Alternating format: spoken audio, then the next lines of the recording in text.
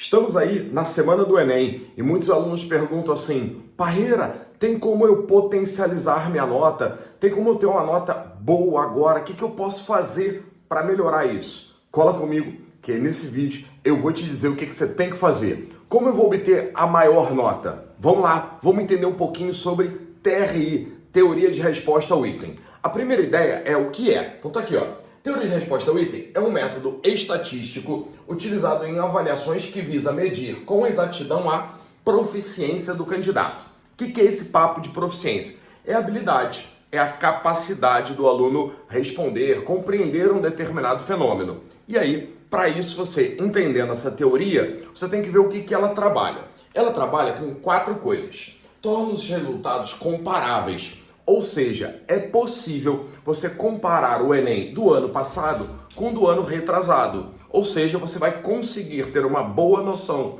As notas de corte oscilam um pouco.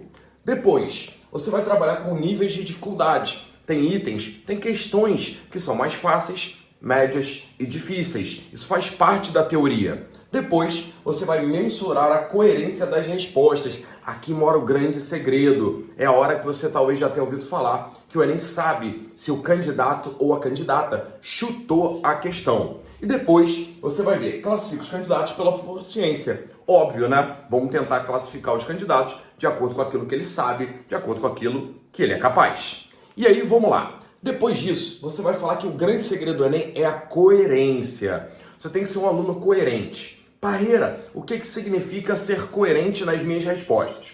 Vamos ilustrar essa parada com 2 alunos disputando uma prova de matemática. Então vamos lá, tem aqui o nosso aluno, e a primeira questão da prova foi 2 mais 2. Parreira, isso é mole 2 mais 2. E aí os 2 acertaram o 2 mais 2. Bom, próxima questão em nível de dificuldade. A próxima agora é 7 menos 3. Um pouco mais difícil, mas aí, novamente, os 2 acertaram. Vamos avançar um pouquinho mais. A próxima pergunta é 3 vezes 3. E na hora do 3 vezes 3, olha o que aconteceu. A nossa aluna acertou a questão, mas o nosso aluno não mandou bem. Ou seja, ele errou. Agora, vamos para o próximo nível. Vamos para a próxima pergunta, para o próximo item. E o próximo item é 4 elevado à terceira. Para um pouquinho. Você sabe que 4 elevado à terceira é uma operação matemática dependente da multiplicação.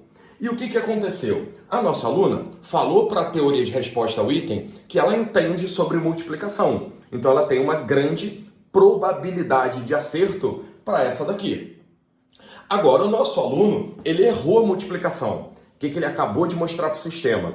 Que se ele acertar essa questão aqui de baixo, foi algo meio estranho, porque a probabilidade de acerto dele é muito baixa. Ele não sabe multiplicar. Consequentemente, elevar a terceira, que vai ser o 4 vezes 4 vezes 4, ele não tem muita chance de acertar. Mas se ele acertar, ele vai levar um pontinho. Mas ele não vai levar muito ponto, não.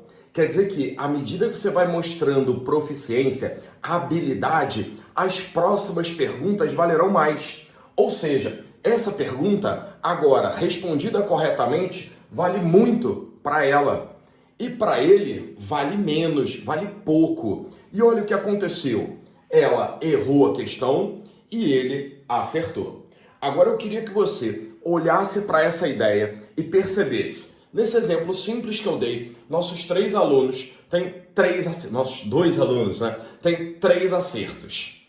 Ela tem 3 acertos e ele também tem 3 acertos. Mas a pergunta é, qual deles foi o mais coerente? Obviamente, a resposta foi a nossa aluna aqui. Ela tem mais coerência na resposta. O que isso significa? Que na hora do Enem, ela vai ter uma maior nota e o nosso aluno vai ter uma menor nota. Ou seja, o segredo é a coerência. Por isso que a gente diz que o Enem sabe se você chutou ou não. Se o aluno errou essa questão, essa daqui ele tem pouca chance de acertar. E quando a gente tem pouca chance, o Enem entende que você chutou. Bom, alguns detalhes sobre isso. Primeira parada mega importante de você entender. O Enem não oferece as questões em ordem de dificuldade, como eu fiz aqui. Então, quando você pega a prova, você não sabe se a primeira questão é uma questão fácil, é uma questão média, é uma questão difícil. Se viesse na ordem, seria muito legal. O maior problema também mora que as provas têm cores diferentes e a ordem das questões vem numa ordem diferente também. Consequentemente, eu que de repente estou fazendo a prova amarela, estou com uma maior concentração de questões fáceis no início. E de repente você que fez a prova, sei lá, azul, a prova rosa, a prova cinza, tem uma maior concentração de questões fáceis no final da prova. Então isso vai oscilar de prova para prova. Então o grande segredo é falar da coerência das respostas. Isso é o segredo do Enem. Consequentemente, isso está vinculado ao gerenciamento do tempo. Ora, se eu deixar questões ao final, que eu não terei tempo, ou seja, eu estou fazendo a prova e faltou tempo, sobrou, sei lá, 10 questões no final. Bom, eu vou ter que chutar. E na hora de chutar, eu vou marcar, sei lá, direto no cartão. A chance de acerto é baixa. Mas se lá tiver uma alta concentração de questões fáceis, a minha nota TRI vai ser muito baixa, porque eu terei errado muitas questões fáceis. Em compensação, se um determinado candidato ou candidata teve mais questões fáceis no início da prova, sobraram questões mais difíceis ao final. Então, na hora de chutar, isso impacta pouco na nota. Bom, deixa eu te contar uma parada. As questões fáceis, geralmente, a gente leva 1 minuto, 1 minuto e meio para fazer. Terminou de ler, já marca. Consequentemente, aquelas questões finais, eu levaria ali alguns poucos minutos para fazer se as questões fossem simples, se as questões fossem fáceis.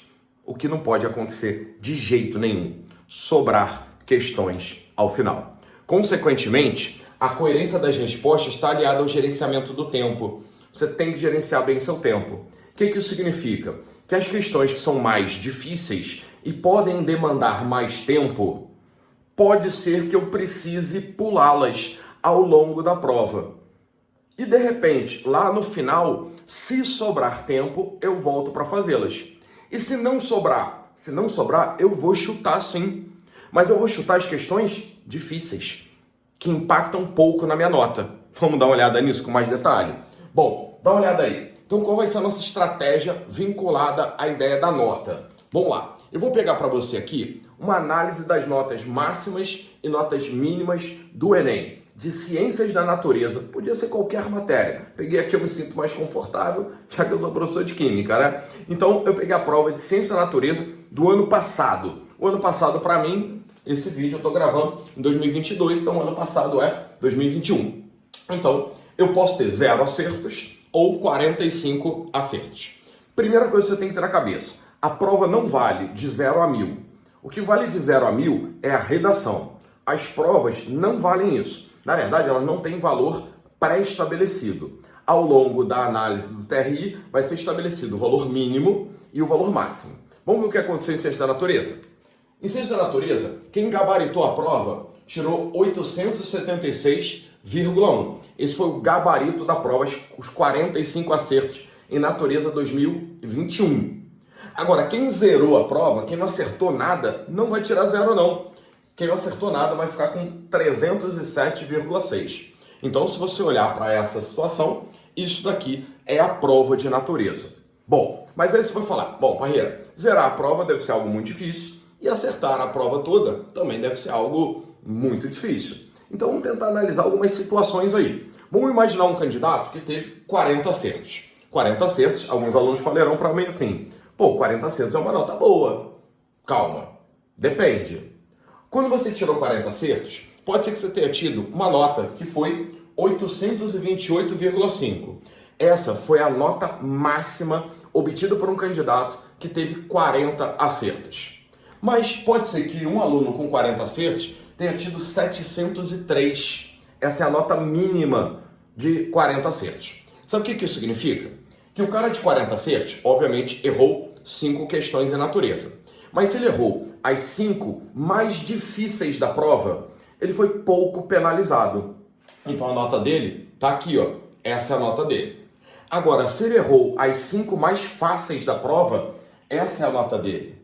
Ou seja, gente, pode ser que essas 5 questões mais fáceis te tenha um prejuízo muito grande. Se você perceber, eu errei 5 questões. As 5 mais difíceis, eu perdi o quê? Mais ou menos 50 pontos. Tudo bem, é muita coisa. Mas se eu tivesse perdido 5 questões das mais fáceis, eu teria perdido um total de aproximadamente 170 pontos. Daí você vê a importância das questões fáceis e a não tanta importância assim das questões que são difíceis.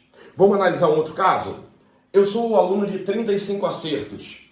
Eu posso ter tido 760 de nota máxima ou 670 de nota mínima. Gente, se você analisar agora, você está vendo um cara que errou 10 questões. E ele pode ter perdido o quê? Algo perto de 100 pontos ou algo perto de 200 pontos. Novamente, o impacto das questões difíceis ou das questões fáceis. Olha um outro caso. O aluno de 30 acertos, 717 ou 629. Cara, varia muito. Vamos para mais um caso. 25 acertos, 677, 545. Tem mais? Tem mais 20 acertos, 640, 430. Gente, as notas vão mudando muito. Logo, qual é o grande segredo? O grande segredo é você estar atento à seguinte ideia. Se você está se preparando, olha para esse aluno aqui. Ele teve uma nota TRI, vou chutar aqui, 710. Ele pode ter tido 40 acertos, ou 35, ou 30. Logo, nessa semana que está antecedendo as provas, você, candidato, você, candidata, não fica pensando que você estava fazendo um simulado ou que você estava fazendo uma prova antiga e que você rendeu mal porque, de repente, você acertou 5 questões a mais ou a menos do que você tinha feito na semana anterior. Não fique tão preso a isso. Por quê? Porque a gente sabe que, no fundo, não significa nada. Na hora da prova, eu posso ter tido 40 acertos e posso ter acertado 700 e pouquinho. E você aí que está me assistindo, de repente, teve 30 acertos, está com a moral lá embaixo, mas você teve 717. Você tem uma nota maior que a minha com 10 acertos a menos. Logo fica outra parada importante para você. Cara, não fica pensando no final do primeiro dia de prova que, poxa, eu fui mal, eu errei um número grande de questões. Não se deixe abalar por isso. Isso vai acontecendo com outro caso também. Vamos imaginar que um 675, pode ser 35 acertos, pode ser 30, pode ser até 25. E isso continua acontecendo aqui, ó, com um aluno que tira ali 630, 635. Ou seja, qual é o grande segredo do Enem? Fala para mim, o grande segredo, qual é? O grande segredo é a coerência das respostas. Você tem que ser coerente. Desse jeito, vamos lá, vamos tentar ilustrar melhor. Estou com 2 alunos ali, uma régua do que é mais fácil, difícil com a nota do TRI. Olha para esse aluno, acertos e erros. Olha para esse cara daqui. Ele acertou mais questões fáceis e médias. Aqui, ó, tem o maior número de questões fáceis e médias acertadas. Mas quando começa a chegar na difícil, ele começa a errar bastante. Agora, isso significa coerência. E se isso significa coerência, ele tem uma maior nota. Chutei um valor ali, sei lá, 518. Agora eu vou olhar um aluno com a mesma situação. Vê, em acertos, mas não em dificuldade. Quando as questões são fáceis, ele erra muito. E quando as questões começam a ficar mais difíceis, ele começa a acertar. Bom, o problema é que isso não mostra coerência. Então, se ele tem menos coerência, ele provavelmente chutou. E se ele provavelmente chutou, a nota TR dele é lá embaixo. Então, aqui eu chutei um valor de 384. Ou seja, você precisa ser coerente. Vamos lá. O que eu posso fazer então? Parreira, eu tenho que ser coerente, mas eu quero ser coerente a partir de agora. O que eu faço? Bom, primeira coisa é, geralmente o nível de dificuldade está vinculado à complexidade do raciocínio necessário. O que isso quer dizer? Em geral, as questões fáceis são aquelas questões que você termina de ler e já marca. Termina de ler, está no texto a informação. Termina de ler, está desenhado na molécula, está desenhado na equação matemática que está ali. É muito rápido. Você bateu o olho e já respondeu. Logo, são aquelas questões fáceis de fazer, muito rápidas. Vão levar ali 1 minuto e meio, 1 minuto. Agora, quando você pensa que tem mais etapas, quanto mais etapas de raciocínio, mais difícil a questão começa a ser. Logo, ela tem menos pertinência. errar questões difíceis impactam menos na nota. Então, sabe aquela questão que você já leu, não entendeu nada? Você falou, cara, que ferrou, agora eu tenho que relacionar o texto com a tabela, com a figura representada, cara, tem um monte de número e eu, cara, não estou entendendo nada. Bota uma bolinha do lado, pula, vai para a próxima. Essa questão é garantida que ela é uma questão difícil. Se eu errar, ela vai impactar pouco na minha nota. Mas se eu gastar um tempão fazendo, pode ser que lá no final falte tempo para fazer questões que talvez sejam fáceis. Então, bolinha do lado daquela questão que eu já sei que é difícil e parte para a próxima.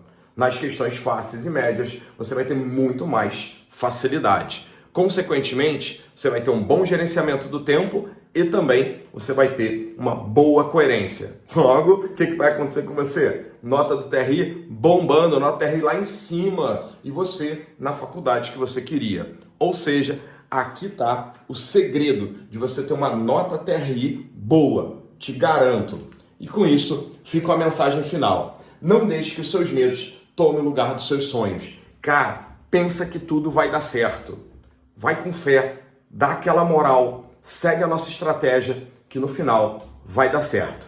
Então, se você gostou desse vídeo, comenta aqui embaixo, manda para um amigo, manda para uma amiga que você acha que vai ajudar e vamos junto até chegar na faculdade. Valeu? Um beijo e até a próxima.